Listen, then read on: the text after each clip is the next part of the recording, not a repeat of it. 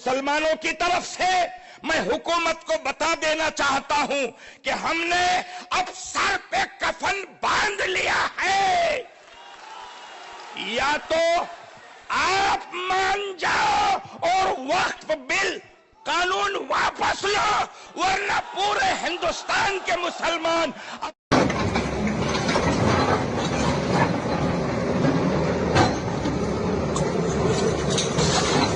आज के इस कार्यक्रम में, आज की इस खबर में, आज की इस वीडियो में दो खबरों पर विस्तार से चर्चा करने की कोशिश करेंगे और आप लोगों तक शेयर करेंगे कि जिस तरीके से वक्फ अमेंडमेंट बिल 2024 को लेकर मुसलमानों की अलग अलग तंजीमों ने सुप्रीम कोर्ट के दरवाजा को खटखटाया, उसके बाद जो पक्ष में हैं उन लोगों ने भैया 7 दिन का मोहलत मांग लिया सुप्रीम कोर्ट से।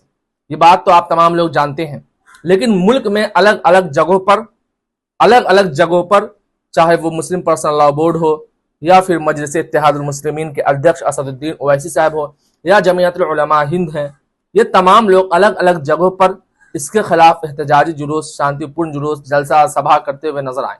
इसी में 22 तारीख को भी टाल कटोरा स्टेडियम दिल्ली में भी जबरदस्त तरीके से एक प्रोग्राम रखा गया। उसमें भी एक मौलाना रफीउद्दीन साहब है, उन्होंने जबरदस्त तरीके से आज की मौजूदा हुकूमत को ललकार लगाने की भरपूर कोशिश की है और उन्हें बताने की कोशिश की है कि अब हम लोग सर पे कफन बांध कर निकल चुके हैं, तो इसीलिए इस काले कानून को आपको वापस लेना ही होगा। वो मैं आप लोगों तक आगे वीडियो में शेयर करूंगा।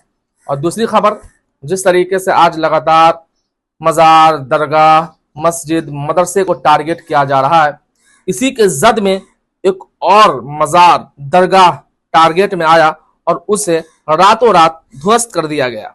मैं आप लोगों को बताता हूं पूरा मामला क्या है, वीडियो दिखाऊंगा। सबसे पहले आप मौलाना रफीउद्दीन साहब की वो वाली क्लिप देख लें, हालांकि बहुत लंबी है मगर मैं थोड़ा सा दिखाना चाहूंगा, आप देखें इस वीडियो को।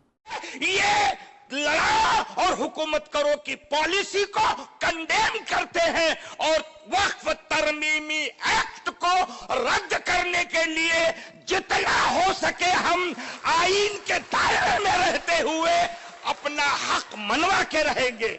और मुसलमानों की तरफ से मैं हुकूमत को बता देना चाहता हूं कि हमने अब सर पे कफन बांध लिया है। या तो आप मान जाओ और वक्फ बिल कानून वापस लो, वरना पूरे हिंदुस्तान के मुसलमान अपने सरों का नजराना देने के लिए तैयार है।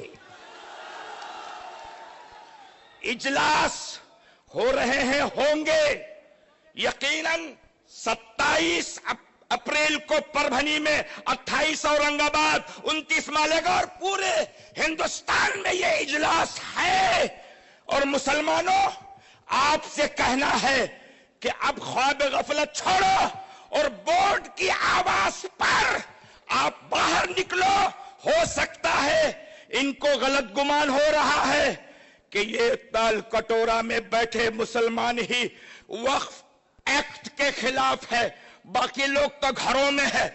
इसलिए ये इजलास की शक्ल में मुसलमानों पर अखलाकी जिम्मेदारी है कि तुम्हें घरों से निकलकर मैदानों में, रोडों पे आके बताना होगा कि इदारा प्यारे, हुनर आजमाए, तू तीर आजमा, हम जिगर आजमाए। इंशाअल्लाह बस बातिल से दबने वाले, ऐ आसमान नहीं हम, बातिल से दबने वाले, ऐ हुकूमत वालों हम नहीं, हम 100 बार कर चुका है तू इम्तिहा हमारा। अस्सलाम वालेकुम। तो आइए अब बात करेंगे जिस तरीके से दरगाह, जिस तरीके से मजार को ध्वस्त किया गया देर रात 3 बजे लगभग, ये उत्तराखंड का मामला है। एक पत्रकार है सचिन गुप्ता, वो लिखते हैं कि उत्तराखंड रुद्रपुर में देर रात 3 बजे बुलडोजर से मजार दरगाह ध्वस्त कर दी गई। प्रशासन का कहना है कि हाईवे चौड़ीकरण होना है, मजार और अतिक्रमण करके बनी हुई है। मजार अतिक्रमण करके बनाई गई है, हाईवे रोड जो जाएगा उसे चौड़ीकरण करनी है। इसे हटाने के लिए पहले ही नोटिस दे दिया था। अब आइए एक और साहब है, वो क्या इस बारे में कहते हैं वो सुनिए आप।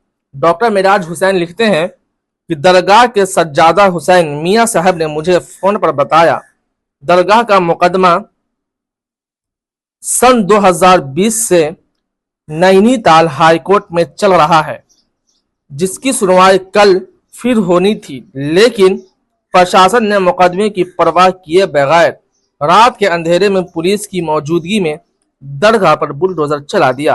अफसोसनाक और निंदनीय है। यह बताने की कोशिश कर रहे हैं जनाब कि देर रात उसे ढा दिया गया, हालांकि नैनीताल में इसका मुकदमा भी चल रहा था, सुनवाई भी होनी थी, मगर उससे पहले प्रशासन की मौजूदगी में इस तरीके का काम कर दिया गया। अब जरा कुछ तस्वीरें देख लें आप।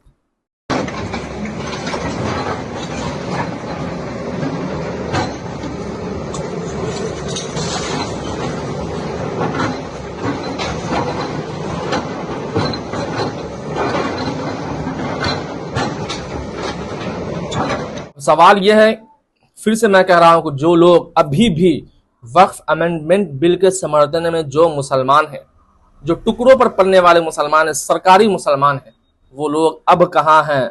वो लोग अब कहाँ हैं? हालांकि अभी अच्छे तरीके से ये तमाम चीज पारित नहीं हुए, वक्फ अमेंडमेंट बिल वाला मामला चल ही रहा है, पूरी तरीके से सुप्रीम कोर्ट ने स्टे भी लगा दिया है, मगर उससे पहले इस तरीके का मामला सामने आ रहे हैं। आप अंदाजा लगा सकते हैं कि आने वाले वक्तों में क्या क्या हो सकता है। अब दीजिए एचएफ रिजवानुल हक को इजाजत, फिर मिलते हैं एक नई वीडियो में नए अंदाज के साथ, नए खबर के साथ। जब तक के लिए वस्सलाम।